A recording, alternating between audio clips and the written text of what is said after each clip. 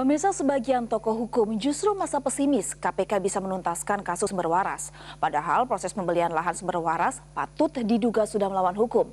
Kini semuanya terserah KPK. Meski demikian, banyak pihak berharap KPK dapat menegakkan hukum yang berkeadilan dan bebas dari kepentingan.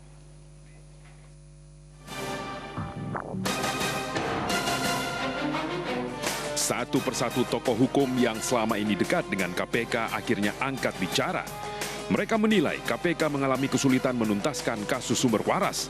Padahal satu persatu mengakui berbagai peristiwa dalam proses pembelian lahan sumber waras itu patut dipandang melawan hukum.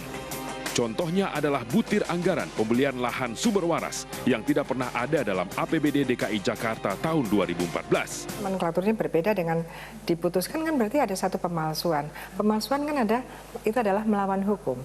Pemalsuan surat itu 263 KUHP itu menjadi unsur yang namanya unsur melawan hukumnya dalam undang-undang korupsi. Ketika dia melakukan pemalsuan, itu sudah niat jahat kan? Karena itu maka kasus sumber waras ini saya menganggapnya gabungan antara korupsi politik dan korupsi intelektual.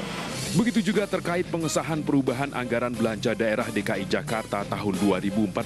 Pada tanggal 21 Oktober baru dia kirim surat kepada Ketua DPRD meminta persetujuan agar supaya APBDP tadi ditetapkan menjadi perda.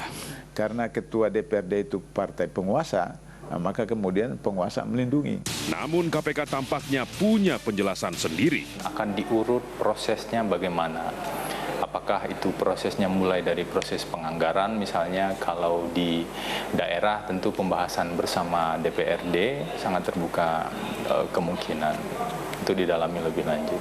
Kita harus terus-menerus mengingatkan KPK supaya kembali ke jalan yang benar, ya, untuk kemudian melakukan proses penyidikan berkenaan hal ini. Bola panas sudah ada di tangan KPK. Banyak pihak masih berharap, meski lembaga ad hoc, KPK dapat menegakkan hukum yang berkeadilan dan bebas kepentingan. Bukankah demikian?